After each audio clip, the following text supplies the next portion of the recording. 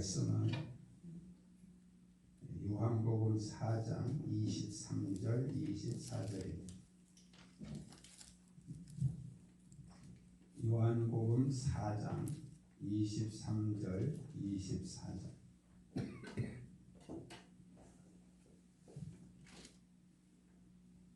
우리 다 같이 합독하겠습니다.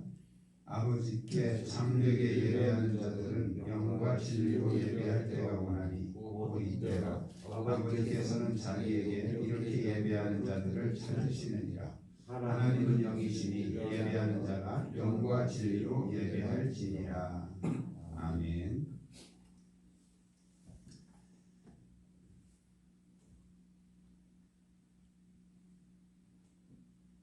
제가 목회하면서 이번 한 주간처럼 이렇게 무겁고 힘든 시간을 보낸 때가 없었던 것 같습니다. 이 코로나 바이러스의 문제는 저 혼자의 고민이 아니고 온 나라가, 그리고 특히 우리 그리스도인들이, 많은 목회자들이 거의 같은 마음이지 않았을까, 그런 생각을 합니다. 한 주간 동안 계속해서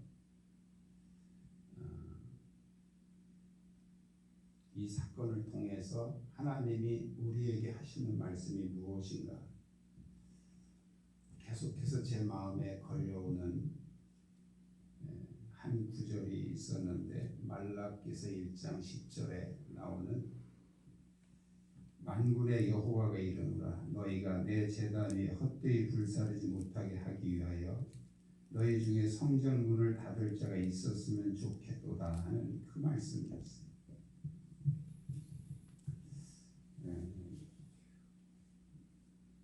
아마 저만이 아니고 모든 성도들이 예배를 못 드린다는 문자를 받고 다 같이 어떤 그 예배에 대한 생각을 많이 했을 거라는 생각을 해봅니다. 이 예배를 못 드리는 이런 상황이,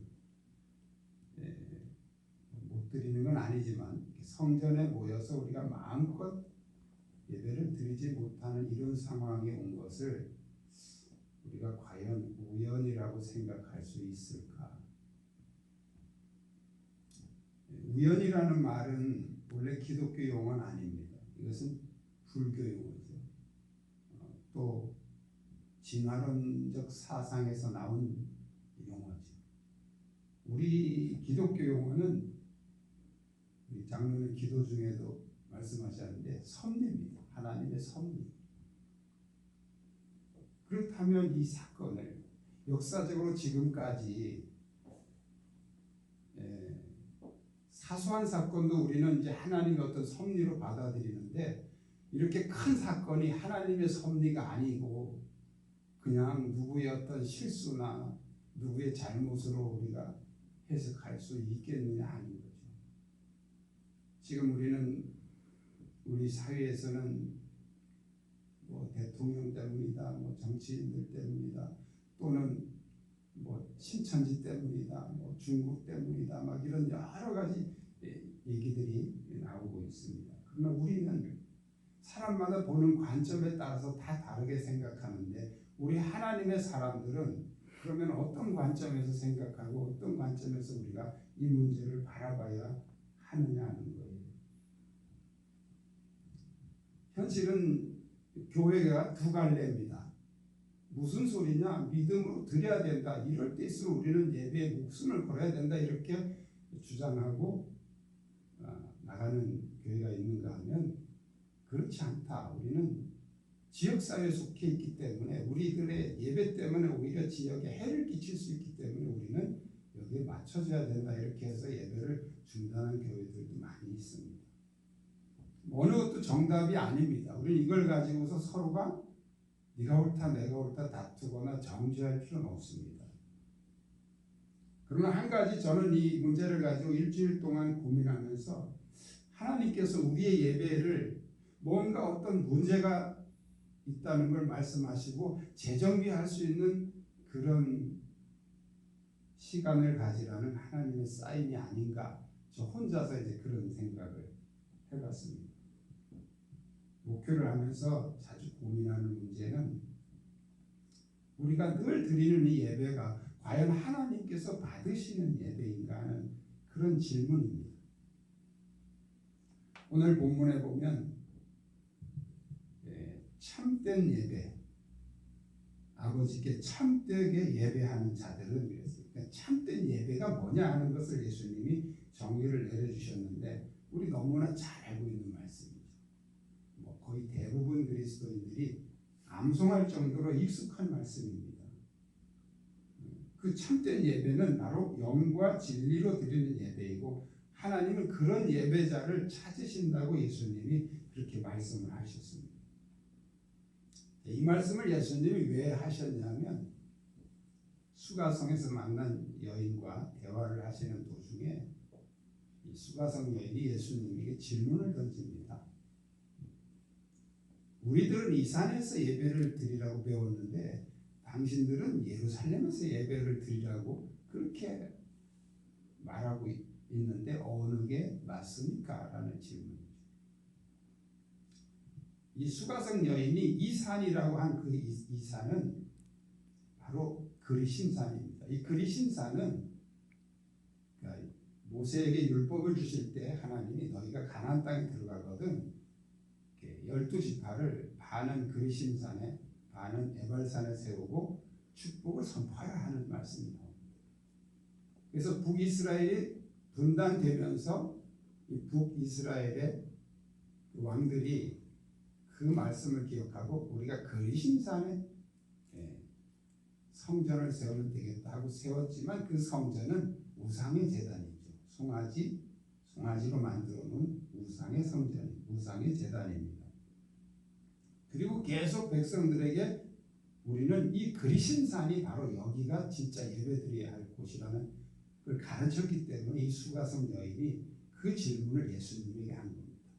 다시 말씀드리면 이 수가성 여인의 질문은 어느 장소가 옳으냐 하는 문제예요. 그런데 예수님은 이 산에서도 말고 예루살렘에서도 말고 그 말은 장소의 문제가 아니라는 거예요. 너희가 진짜 회복해야 될 예배는 장소 얘기가 아니고 옛날 성경은 신령과 진정 그런데 지금 성경은 영과 진리로 같은 얘기입니다. 다시 말씀드리면 진정한 참된 예배는 장소의 문제가 아니라 진정성의 문제이고 하나님 중심의 주권적인 문제라는 것을 말씀하고 있습니다. 이 참된 예배와 헛된 예배에 대한 그런 모델은 성경에 많이 나옵니다.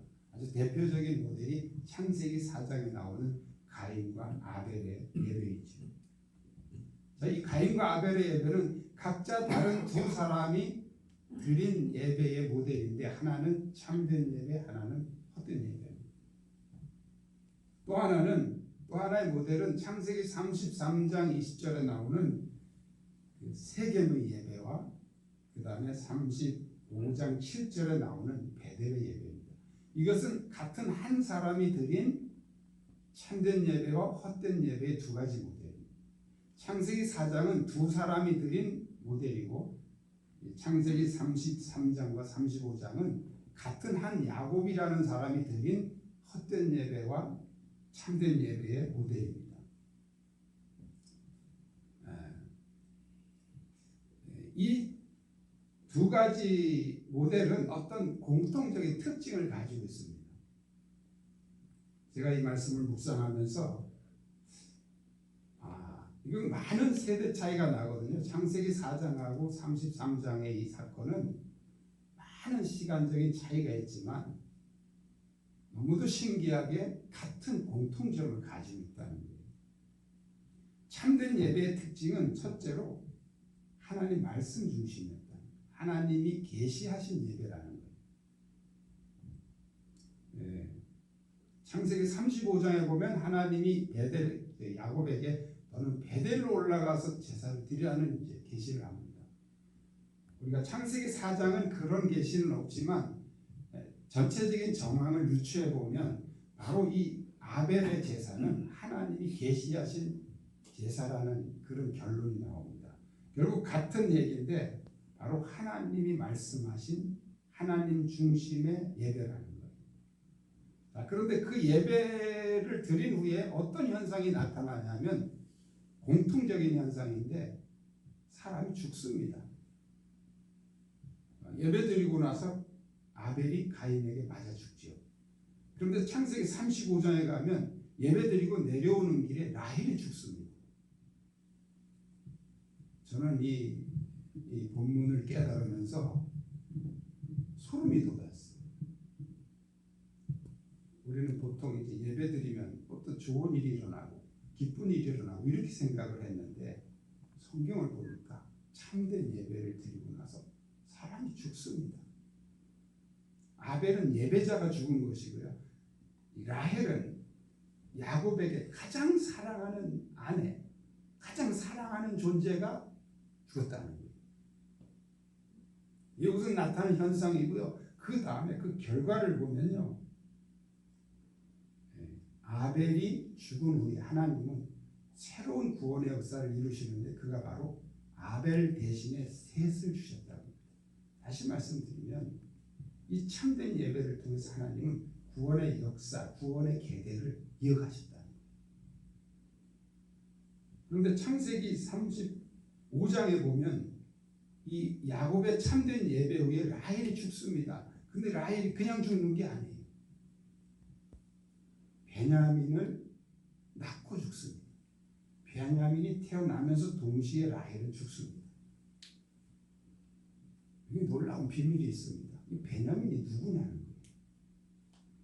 이 베냐민은 바로 이스라엘의 12지파를 마지막으로 완성시키는 하나님의 언약의 완성이라는 거예요.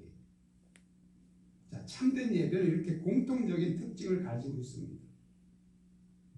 그래서 예배 후에 사람이 죽고 어떤 희생이 있고 그리고 그걸 통해서 하나님의 어떤 구원의 역사가 성취되어 간다는 거예요. 그런데 이 헛된 예배도 공통적인 특징이 있습니다. 이 헛된 예배의 공통적인 특징은 나 중심이라는 거예요. 나 중심. 말씀은 상관없어요. 내가 내 기분대로 내가 원하는 대로 내가 소원하는 것을 가지고 나 편한 장소에서 그렇게 갔다는 거예요. 그게 창세기 4장의 가인의 제사와 창세기 33장에 나오는 야곱의 제사의 공통적인 특징입니다. 그런데 이 예배를 드리고 나서 나타난 현상이 있습니다. 똑같은 현상인데요. 범죄 사건입니다. 범죄 사건. 이 예배 드리고 나서 이 헛된 예배를 드린 이 가인이 행한 일은 동생을 죽이는 살인죄를 지은 겁니다. 그런데 창세기 33장의 예배가 끝난 다음에 바로 34장으로 넘어가면서 1절부터 무슨 얘기가 나오냐면 디나의 강간 사건이 나옵니다. 다시 말씀드리면 살인사건과 강간사건이라는 이 두 가지 공통적인 범죄 사건이 바로 이 헛된 예배 후에 나타났다는 거예요. 그럼 그 이후에 결과는 어떤 결과가 왔느냐? 창세기 4장의 이 살인사건 후에 나타난 결과는 가인이 유리하며 방황하는 자가 될 것이다. 하나님께서 유리하며 방황하는 자가 될 것이다. 왜 유리하고 왜 방황하겠습니까? 두려움 때문이죠. 죽음에 대한 공포, 두려움 때문이에요. 그런데 34장의 이 디나 사건 후에 어떤 결과가 오냐면 이 야곱은 엄청난 두려움과 공포에 빠집니다. 그래서 자녀들을 막 나무라면서 이제 모든 족속들이 우리를 다 죽여버릴 것이다. 이런 책망을 하면서 두려움에 떨게 됩니다. 자, 헛된 예배를 드린 후에 나타나는 공통적인 현상과 공통적인 결과가 바로 이런 거죠. 그래서 두려움의 결과는 두려움에 빠지게 됐다는 거예요. 가인도 죽음 때문에 두려움에 빠지게 됐고 야곱도 죽음 때문에 두려움에 빠지게 됐다는 거예요. 지금 이 두 가지 유형의 핵심은 하나님 중심의 예배냐 자기 중심의 예배냐 이 문제를 우리에게 묻고 있습니다. 지금 우리는 이 문제를 심각하게 체크를 해봐야 됩니다. 너무 많은 사람들이 예배 중독에 빠져 있습니다. 모든 한국교회처럼 이렇게 예배가 많은 나라는 없습니다. 매일 새벽 기도드리죠. 주일 오전 오후, 수요일, 금요일 저녁, 또 무슨 일이 있을 때마다 입주 예배, 개업 예배, 무슨 첫돌 예배, 무슨 회감 예배, 뭐 웬만한 건 다 예배로 합니다.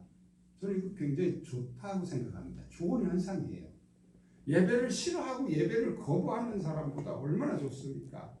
뭐만 하면 예배 드리고 시작하고, 차를 사도 끌고 와서 저한테 기도해 주세요 그러고 차를 탑니다.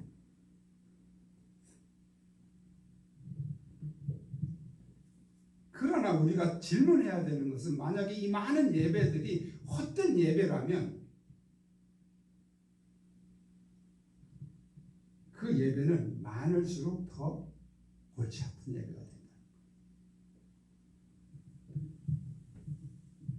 우리가 가을에 추수를 할 때 알곡은 많을수록 좋습니다. 그러나 그 알곡을 골라내기 위해서 나오는 그런 찌꺼기들이 그게 산같이 많이 쌓인다면 그 더 골치 아픈 거죠.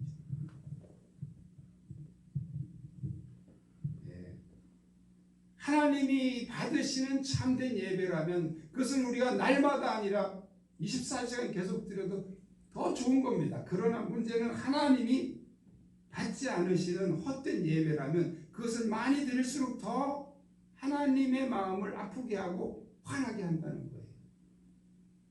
말라기서의 그 하나님이 하신 말씀은 이스라엘 백성들이 예배를 안 드려서 그런 게 아닙니다. 예배를 너무 많이 드리는데 정말 하나님을 화나게 한다는 거예요. 그래서 내 성전의 문을 닫을 자가 있었으면 좋겠다는 거예요. 왜? 너무 그 하나님 보시기에 더 안 좋은 모습을 더 많이 보여주는 거니까.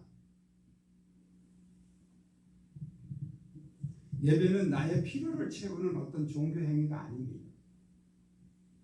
예배는 하나님의 마음을 알아서 그분을 기쁘시게 하고 그분에게 영광 돌리는 거룩한 행위입니다. 그래서 우리는 계속해서 하나님의 마음을 체크하고 하나님이 뭘 원하시는지에 대해서 우리는 끝없이 질문하면서 하나님의 시선에서 보려고 노력하고 하나님의 마음에 초점을 맞추고 하나님 말씀의 기준을 맞추려고 하는 이 노력이 우리에게 없다면 우리는 어느새 슬그머니 우리 중심의 나 중심의 기준으로 예배가 돌아가서 하나님이 받지도 않으시는 헛된 예배를 끊임없이 드릴 수가 있다는 거예요. 우리는 이 질문을 계속해야 됩니다. 사람의 마음이라는 것은 항상 변질되게 되어 있습니다. 상황에 따라 변하고 시간에 따라 변하고 나이가 먹을수록 또 변하고 자꾸 변합니다. 그래서 우리가 계속해서 지키고 말씀 중심으로 가려고 하는 이 노력이 없으면 나도 모르게 이게 변하는 거란 말이에요. 오늘 저는 사실 사역자들과만 같이 예배를 드리려고 사역자 중심의 포커스를 맞춰서 오늘 한 얘기는 전부 제 얘기입니다. 사실 제 얘기예요. 목회를 오래 하면서 수많은 예배들을 드리다가 보니까 나도 모르게 어떤 타성에 젖은 그런 예배, 제가 그 마음이 계속 찔려서 일주일 동안 계속 마음이 참 무거웠어요.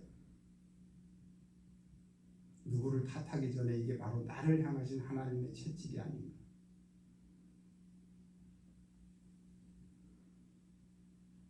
그러면서도 성도님들이 문자나 전화로 저한테 전화를 하셔서 위로하고 그럴 때마다 저는 마음이 참 울컥울컥 올라오는 감정을 조절하기가 참 어려웠습니다. 오늘 이 말씀이 첫째는 우리 사역자들에게 주시는 말씀이지만 그러나 이것은 우리 모든 성도들에게 또 함께 주시는 말씀이라고 저는 믿습니다. 하나님께서 이 시대에 찾으시는 참된 예배자, 영과 진리로 드리는 그 예배, 하나님을 감동시키고 하나님을 기쁘시게 하는 그 예배, 하나님이 주인이 되셔서 우리의 예배를 받으시는 그 예배, 그 예배가 우리 가운데 회복되기를 주님의 이름으로 축복합니다. 우리 시간 함께 기도하십시다. 오늘 말씀을 기억하면서 하나님, 내가 그동안 타성에 젖어서 아니면 내 중심으로 내 마음대로 하나님 앞에 헛된 예배를 드리지 않았는지 이제 우리 안에 하나님이 찾으시는 진정한 예배자가 되기를 원합니다. 이 시간 말씀 붙잡고 함께 통성으로 기도하겠습니다. 살아계신 역사하신 아버지, 이 시간 말씀을 또 다시 한번 우리를 들어주시니 감사합니다. 하나님, 그동안 우리가 예배에 소홀하고 예배에 하나님 앞에 온전히 드리지 못했던 것을 회개합니다. 주의 시간 다시 한번 주님 기도하오니 이제 오늘 주신 말씀처럼 하나님께서 찾으시는 참된 예배자가 될 수 있도록 하나님 우리 모두를 회복시켜 주시고 우리 안에 영과 진리로 예배하는 참된 예배자가 되게 하여 주시옵소서. 우리 정방교에 속한 모든 성도들이 다 이번 기회를 통해 참된 예배자로 회복되게 하시고 아버지 하나님 앞에 온전한 예배자로 세워줄 수 있도록 하나님 축복해 주시옵소서. 하나님 아버지, 이제 저희들이 코로나19 바이러스로 인해서 온 성도들이 함께 모여 예배드리지는 못하지만 이 시간 저희 소수가 함께 모여서 또 예배드리며 또 온 성도들이 이 시간 각 가정에서 하나님을 향하여 예배할 수 있는 은혜 주신 것 감사합니다. 그동안 우리가 너무나 많은 자유와 이 모든 은혜들을 하나님이 주신 선물들을 가볍게 여기고 소홀히 여기고 감사하지 못했던 것을 회개합니다.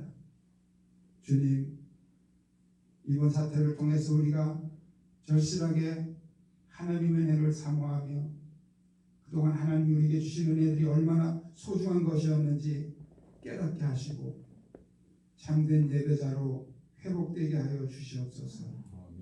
오직 하나님을 기쁘시게 하고 하나님께서 왕이 되어 우리 예배를 받으시며 하나님께서 모든 것을 주관하시고 섭리하시는 참된 예배로 우리가 드려질 수 있도록 우리 각 개인과 또 각 가정과 이 교회를 하나님께서 변화시켜 주시옵소서.